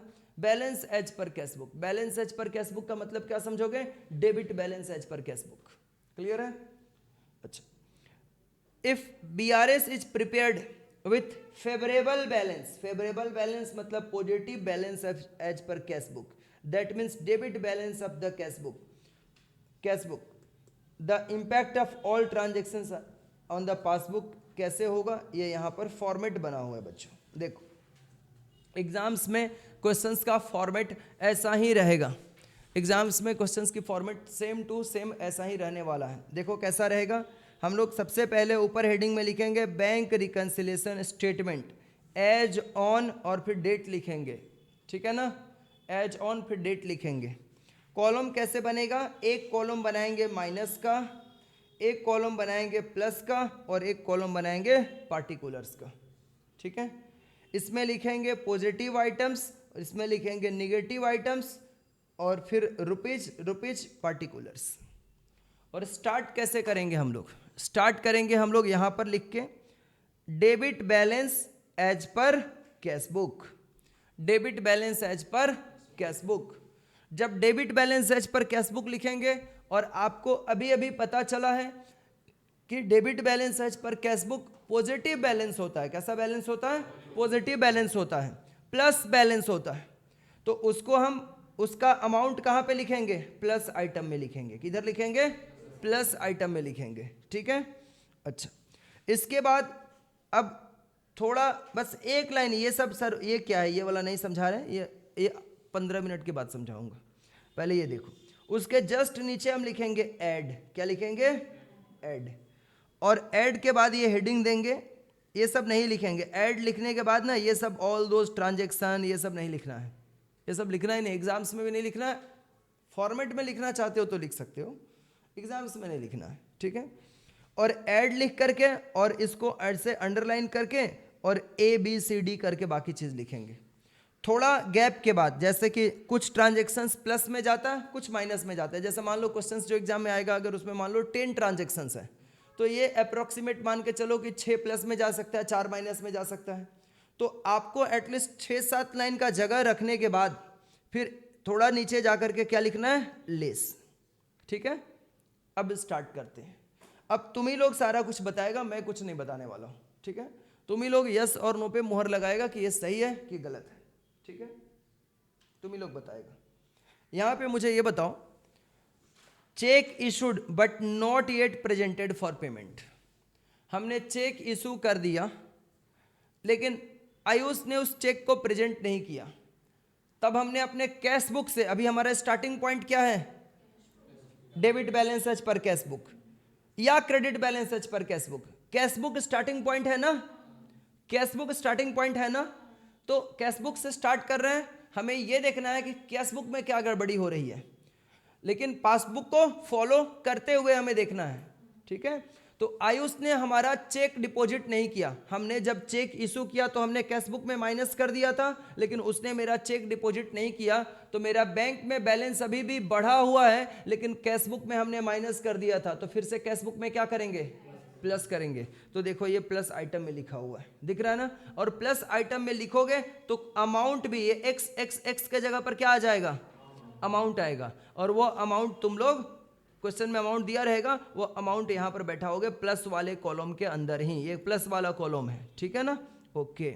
इसके बाद देखो बैंक वाला अंकल जो है, बैंक वाला मतलब बैंक वाला हमारा, ये हमारा इंटरेस्ट का, ब्याज का जो पैसा होगा, समझ में आ रहा है ना। हमने मान लो कहीं पे FD करा के रखा है, किसी कंपनी का डिवेंचर हमने परचेज करके रखा है, किसी कंपनी का हमने इक्विटी शेयर परचेज करके रखा है, वहाँ से मेरे को इंटरेस्ट और डिविडेंड आते हैं। और तो बैंक में जब भी आप किसी शेयर्स वगैरह परचेज करोगे तो आपसे आपका एक प्राइमरी अकाउंट मांगता है, वह प्राइमरी अकाउंट मांगता है कि अकाउंट अपना दे दो, उसी में सब ट्रांजेक्शन्स होगा। मतलब तुम शेयर खरीदोगे तो उसी अकाउंट से पैसा कटेगा, और जब तुम्हारा इंटरेस्ट या डिविडेंड का मनी आएगा तो उसी अकाउंट में आएगा। बात समझ में आ रही है ना। तो हमारे अकाउंट में इंटरेस्ट और डिविडेंड का मनी आ रहा है, जब हमारे अकाउंट में इंटरेस्ट और डिविडेंड का मनी आएगा तो पासबुक में इंक्रीज होगा, बढ़ेगा ना, तो हम भी कैश बुक में क्या करेंगे, इंक्रीज करेंगे, प्लस करेंगे। So this will be also recorded on the plus item. Next, direct deposit made by parties. Simran ने मेरे अकाउंट में डायरेक्ट पैसा जमा कर दिया था, मेरा पासबुक बढ़ गया, तो कैश बुक में हम माइनस करेंगे कि प्लस करेंगे, प्लस करेंगे। किसी से पूछने पे बता देगा, समझ में आ रहा है ना। देखो उसके बाद से credit given by the bank on account of interest. Bank में मेरा जो रुपया था ना, बैंक में मेरा जो बैलेंस था सबका, अच्छा बैंक वो एक मिनिमम अमाउंट रखने बोलता है। जब आप बैंक में अकाउंट ओपन करते हो तो आपको बोलता है ना कि एक मिनिमम बैंक बैलेंस आपको मेंटेन करना ही पड़ेगा। गवर्नमेंट बैंक वाला लो हजार, किसी का 1000 है, किसी का 2000 है, किसी का 3000 है। प्राइवेट वाला लो बोलता है लो कि कम से कम आपको 10,000 रुपये रखने पड़ेंगे, ऐसा मिनिमम। वो बेसिक अकाउंट होता है प्राइवेट बैंक का, 10,000 रुपये से जो शुरू होता है। और थोड़ा उन लोगों का, वो प्राइवेट वाला लोग तो बिजनेस ज़्यादा करना रहता है ना, तो वो लोग कई तरह का अकाउंट बना के रखता है लोग, गोल्ड अकाउंट, क्या क्या अकाउंट सब नाम रख के रखता है लोग, कितना रुपया रखना है आपको, ये बेनिफिट देंगे, वो बेनिफिट देंगे, ठीक है। तो ये क्रेडिट, हमारा अकाउंट में जो पैसा रहेगा उसके ऊपर हमें इंटरेस्ट मिलता है, ब्याज मिलता है। तो ब्याज मिलेगा तो ये हमारे अकाउंट में क्रेडिटेड होगा, और क्रेडिटेड होगा तो हमारा अकाउंट में प्लस होगा, तो हम भी कैश बुक में क्या करेंगे, प्लस करेंगे। Bills collected by the bank, वो बिल्स वाली कहानी मैं ऑलरेडी बोल चुका हूँ। हजारों की संख्या में मेरे बिल्स रोज बैंक में जा रहे हैं, बैंक वाला उसको कलेक्ट करेगा तो मेरे अकाउंट में बैलेंस इंक्रीज होगा, so we will also increase in the cash book. हम भी कैश बुक में क्या करेंगे, प्लस करेंगे, ठीक है। बीमार हो चुका है ये लग रहा है, ठीक है। नेक्स्ट है बच्चों हम लोगों का यहाँ पे check deposited but not recorded in the cash book. अभी देखो क्या हुआ, हमें, मैं ऐसे पढ़ाने के लिए आ रहा था रास्ते में, समझ में आ रहा है ना, तो ये सोहिनी मिली मेरे को रास्ते में, बोली कि सर मैं आपके सेंटर पे ही जा रही थी आपका ये चेक देने के लिए 20,000 रुपये का, समझ में आ रहा है ना। तो सर मेरा घर बहुत दूर है आपके सेंटर से, तो मैं चाहती हूँ कि आप यहीं पे चेक ले लें। हमने बोला आते हुए लक्ष्मी को कौन ठुकराता है, समझ में आ रहा है ना। मैं बोलूँगा नहीं, सेंटर पे आके तो पता चला 1 हफ्ता तक नहीं आई, तो मेरा तो नुकसान ही है। मैं बोला संग मैंने उससे चेक ले लिया, और चेक लेकर के मैं यहाँ सेंटर पे नहीं आया। बोला क्लास थोड़ा डिले से कराएंगे, आधा घंटा डिले, बच्चों को फ़ोन कर देते हैं, अभी हम सीधे कहाँ चले गए, बैंक। एग्जाम्पल दे रहा हूँ, ठीक है। तो सीरियस मत ले लेना, ऐसा नहीं कि आप रास्ते में मिल जाए तो पैसा देने लगो या मेरे से मांगने लगो कि सर ये नोट्स दे दीजिए, रास्ता में कुछ नहीं होगा, ठीक है। एग्जाम्पल है। तो credit given by the bank, ये हुआ कि हमने उसका चेक लिया और संग बैंक में कहाँ चला गया, डिपॉजिट करने। और बैंक वाला का भी स्थिति बहुत खराब था, मतलब उसके पास उस दिन कोई कस्टमर नहीं आया था चेक वेक डिपॉजिट करने में, इकलौता कस्टमर गया था उसके पास। तो उसने मेरा चेक डिपॉजिट लिया और संग मेरे अकाउंट में 2 घंटे के बाद क्रेडिट कर दिया। मतलब क्लियरिंग हाउस वाला का भी बाजार बहुत खराब था, तो उसने भी 2 घंटे में मेरे अकाउंट में क्रेडिट कर दिया उस दिन। तो उसका चेक आया, मैंने डिपॉजिट किया, और फिर डिपॉजिट करने के बाद मेरे अकाउंट में मनी आ गया, लेकिन मैं ऑलरेडी बैंक जा चुका था। आया जब सेंटर पे देखा सारे बच्चे आके बैठे हुए हैं, मैं आया और संग आकर के बीआरएस पढ़ाना स्टार्ट कर दिया, समझ में आ रहा है ना। बीआरएस पढ़ाना स्टार्ट कर दिया, मैं भूल गया कि मैं चेक डिपॉजिट किया हूं, मैंने कैश बुक में एंट्री नहीं किया। तो चेक डिपॉजिटेड हो गया but not recorded in the cash book, cash book में रिकॉर्ड नहीं हुआ। तो कैश बुक में अगर रिकॉर्ड नहीं हुआ और बैंक में इंक्रीज तो कर चुका है क्योंकि चेक डिपॉजिट हो गया था, तो कैश बुक में फिर हम क्या करेंगे, इंक्रीज करेंगे, प्लस करेंगे। बात समझ में आ रही है, ठीक है। इसके बाद dividend collected by the bank, bank dividend लेगा तो अकाउंट में पैसा बढ़ाएगा, कैश बुक में भी क्या करेंगे, इंक्रीज करेंगे। तो बहुत सिंपल सा हो गया। और रॉन्ग क्रेडिट, ओ जो मोहन सोहन वाला कहानी है, ठीक है ना, रॉन्ग क्रेडिट कभी कभी ऐसा हो जाता है, समझ में आ रहा है ना। आपका अकाउंट में कभी ऐसा नहीं कि मतलब मान लो मैं ना, मेरा सबसे पहला अकाउंट मैंने ना SBI में ओपन किया था, और ये 2008 में मैंने अपना पहला अकाउंट ओपन किया था SBI में, ठीक है। वो अकाउंट मैंने बंद कर दिया, SBI का सर्विस इतना ख़राब है कि मैं क्या बोलूँ, ठीक है। 5,000 रुपये छोड़ के मेरे को बंद करना पड़ा उसमें। तो उसने क्या किया कि मेरे एक बार अकाउंट में ऐसे आ गए थे कुछ 40,000 रुपये, ठीक है, मतलब क्रेडिटेड दिखा, मैं ट्यूशन पढ़ के आ रहा था, याद है मेरे को अच्छे से। अकाउंट में देखा तो मेरे पास ना ATM, नया ATM मिलता है ना बच्चों को पहली बार ज़िंदगी में, तो एकदम वॉलेट में ही रखते हैं, एकदम शो ऑफ करने के लिए, मतलब एकदम कि ऐसे पैसा 100 रुपया भी निकालना है तो ATM चले जाएंगे, ऐसा होता है। शुरुआत में ऐसा होता है, सबके साथ होता है, इसमें कोई बड़ी बात नहीं है, वो बिगनिंग में ऐसा होता है। अभी मेरे पास बहुत सारा क्रेडिट कार्ड भी है, डेबिट कार्ड भी, लेकिन मेरे वॉलेट में एक भी नहीं है, ज़रूरत ही नहीं पड़ता है मेरे को, ऐसे सब रखा हुआ है साइड में। तो उस टाइम पे रखता था अकाउंट। मैं सोचा एक बार के लिए दिमाग में आया कि जा कर के पूरा पैसा निकाल के और गायब हो जाता हूँ, चालू बैंक खोजते रहेगा मेरे को। एक बार के लिए मेरे को ख्याल आया था, लेकिन जब मैं अपने पीजी पहुंचा तब तक वो अकाउंट से फिर मेरे कट गया था पैसा मतलब इतने कुछ आधे घंटे के अंदर ही क्रेडिट डेबिट हुआ था। तो आपको बैंक अगर रॉन्ग क्रेडिट कर दिया आपके अकाउंट में, तो आपको भी पासबुक से कैशबुक को मैच कराने के लिए, अच्छा ये वाला एग्जांपल नहीं था, ये सच बता रहा था मैं, ठीक है।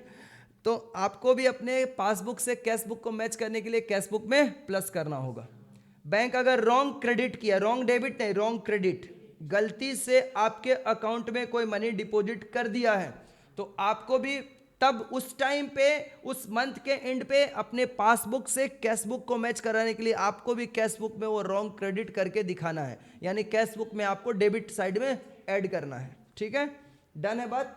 अब आता है माइनस क्यों क्यों क्यों किया है सर, ये सारा चीज, ये यहां तक मैं जैसे समझा लूंगा ना तो तुम लोगों को मैं 4 पेज का होमवर्क दे पाऊंगा, ठीक है। और अगले क्लास मेरे को सबके कॉपी पे चाहिए रहेगा, एकदम ये एकदम चाहिए, सीरियस हो गए। देखो सारे 100 मार्क्स का पढ़ाई कर लोगे और कुछ भी दिमाग में नहीं रहेगा तो एग्जाम नहीं निकलेगा, लेकिन कुछ मेन चीज़ें जो आसानी से आप एकदम कर सकते हो, जिसके लिए ज़्यादा बर्डन नहीं लेना है, आप मार्क्स उठा सकते हो। मैं आपको अभी भी बोल रहा हूँ ना कि मैं 8 चैप्टर अगर बच्चे सही से 8-9 चैप्टर करके चले जाए तो आराम से 60 मार्क्स लेके आ जाएंगे सीए फाउंडेशन के एग्जाम में।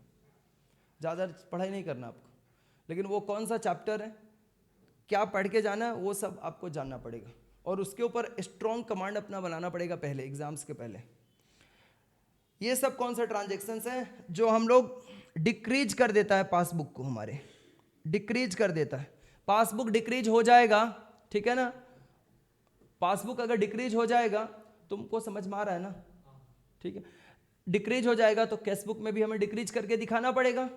देखो कौन कौन से ये ट्रांजेक्शन्स हैं। Cheque paid into the bank but not yet collected by the bank, हमने बैंक में चेक क्या किया, जमा कर दिया।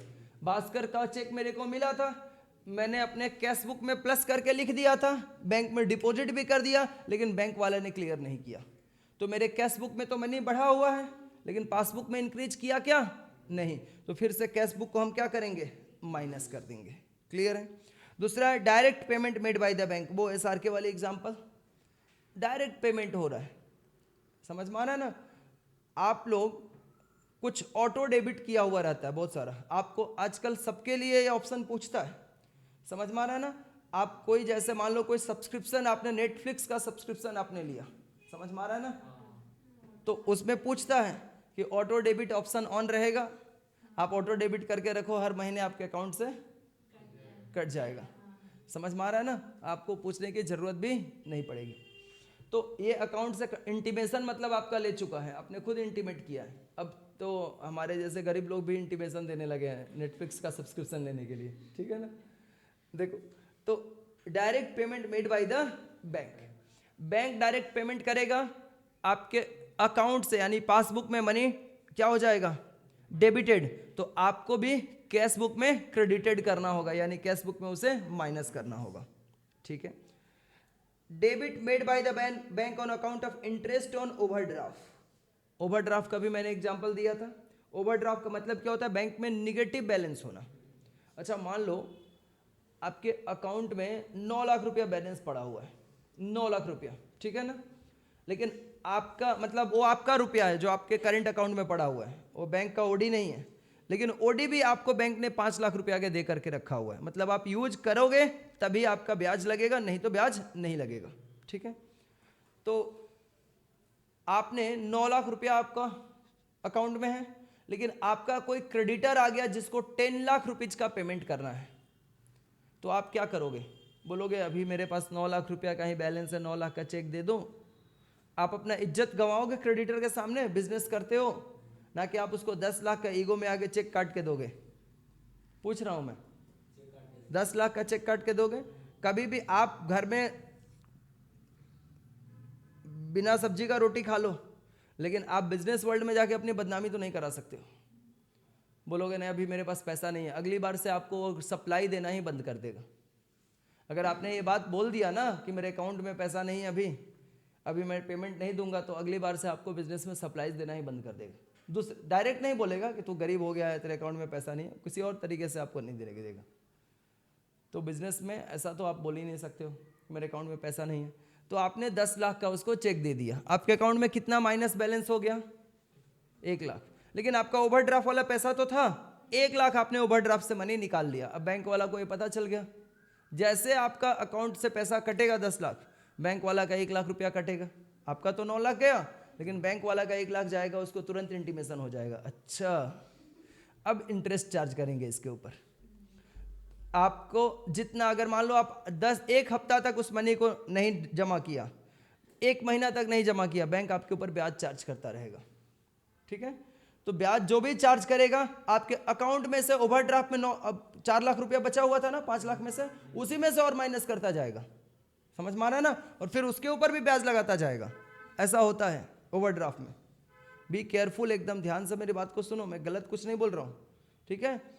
तो ऐसा ही होता है। अगर मान लो आपका 4 लाख रुपया था, अगर मान लो ब्याज का आपका लग गया 4 लाख रुपये में से मान लो 3,000 रुपया, तो अगली बार आपका 1,03,000 रुपया के ऊपर फिर ब्याज चलेगा, समझ में आ रहा है ना। इसलिए ओवरड्राफ्ट बिजनेस में इमरजेंसी फंड होता है। इमरजेंसी फंड समझ में आ रहा है ना, ओडी रखना खराब बात नहीं है, अच्छी बात है, लेकिन that is the emergency fund.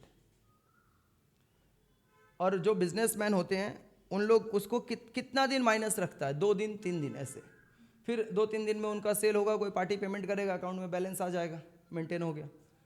लेकिन अब आप सोच रहे हो ओवरड्राफ्ट के पैसा से खाएंगे तो नहीं चलेगा, तब तो आप ब्याज भरते रहो। फिर कम से कम 12% का इंटरेस्ट होता है, 12% का, ठीक है। तो यहाँ पे आपका इंटरेस्ट का मनी कटेगा, अकाउंट में से डेबिटेड होगा, आप भी कैश बुक में क्या करोगे? माइनस। फिर डिजोनर, अब ये बात देखो ध्यान से, डिजोनर वाला जो मैं बोला था ना, निंजा टेक्निक में सिखाऊंगा आपको, ठीक है। आप जब भी स्टार्ट कर रहे हो क्वेश्चन को आप क्या कर रहे हो? स्टार्ट 2 बैलेंस से स्टार्ट होगा, कैश बुक का 2 बैलेंस और पासबुक का 2 बैलेंस, 4 तरीके से क्वेश्चन स्टार्ट होता है। एक स्टार्ट होता है debit balance as per cash book, और एक स्टार्ट होता है credit balance as per cash book, ठीक है। अभी मैं कौन सा पढ़ा रहा हूं आप लोगों को? Debit balance as per cash book वाला पढ़ा रहा हूं, ठीक है। और थोड़ी देर में credit balance as per cash book भी मैं पढ़ाऊंगा, जो होमवर्क दूंगा मैं तुम लोगों को। जब भी आपका debit balance as per cash book रहे या credit balance as per cash book रहे, उस दोनों ही सिचुएशन में डिजोनर वाला कोई भी ट्रांजेक्शन्स होगा, मतलब डिजोनर में और भी देखना, जब तुम लोग सम्स मिलेगा ना एग्जाम्स का मेन क्वेश्चन, तो उसमें बड़ा बड़ा लाइन लिखा रहेगा। ये तो एक ही लाइन में लिख के खत्म कर दिया है, 2 लाइन का लिख देगा, कभी 2.5 लाइन का लिख देगा, 3 लाइन का लिख देगा। डिजोनर आपको लेफ्ट राइट ऊपर नीचे कहीं नहीं देखना है।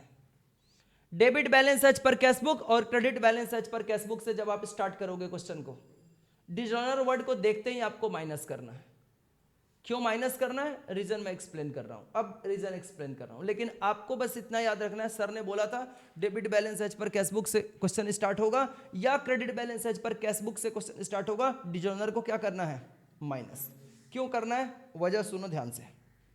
जैसे फुरकान, समझ में आ रहा है ना, फुरकान ने हमें क्या दिया था? चेक दिया था, चेक दिया था ना, 20,000 रुपये का चेक दिया था।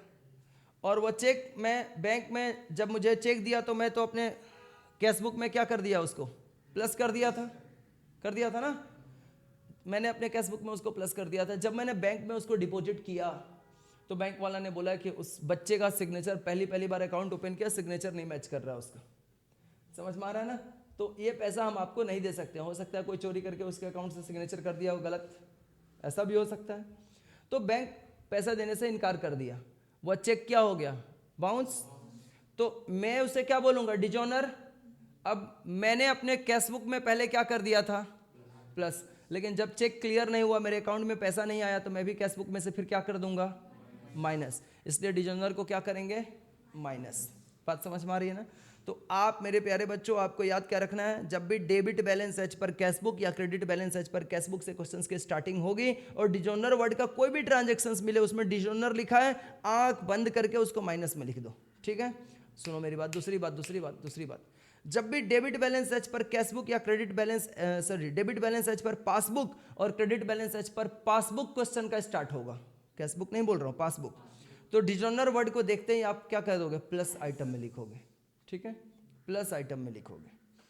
इसके बाद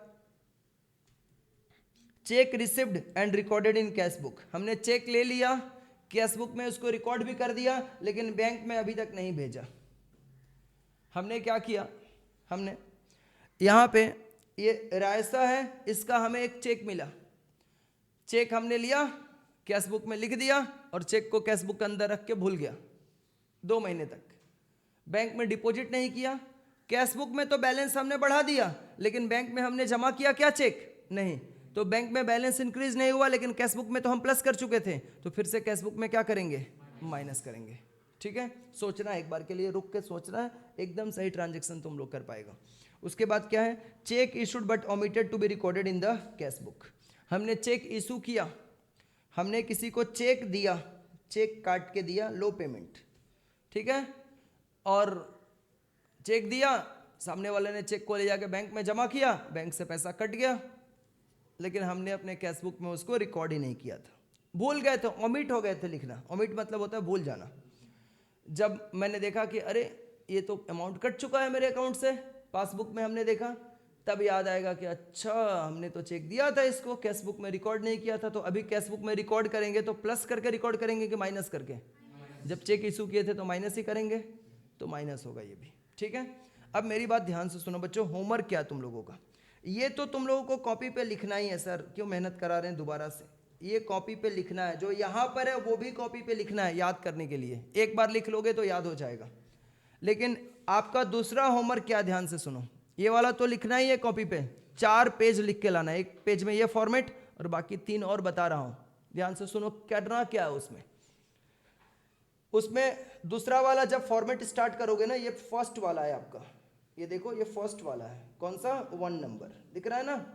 सेकंड नंबर आपका जब स्टार्ट करोगे तो उसमें लिखोगे यहाँ पर credit balance as per cash book, क्या लिखोगे, credit balance as per cash book, और बस ये जो आइटम है ना XXX यहाँ पे लिखा है, देखो credit balance as per cash book है ना, तो ये जाएगा निगेटिव में, और बाद बाकी ऐड और लेस में जो जहां है, ऐड में जो ऐड में लिखा है, लेस में जो है वो लेस में लिखा है, same to same copy paste होगा, देख के लिख लेना है। पहला फॉर्मेट तो लिखा हुआ है, दूसरा फॉर्मेट देख के लिख लेना है, क्लियर हो गया। तीसरा नंबर फॉर्मेट में सर दिक्कत होगा, वो तो पासबुक वाला शुरू हो जाएगा। मैं debit balance as per cash book अभी पढ़ाया, credit balance as per cash book में सिर्फ एक वर्ड का चेंजिंग करना है, पहला वाला लाइन प्लस आइटम के जगह पे उठ के माइनस आइटम में चला जाएगा, बाद बाकी सेम टू सेम कॉपी होगा, क्लियर है।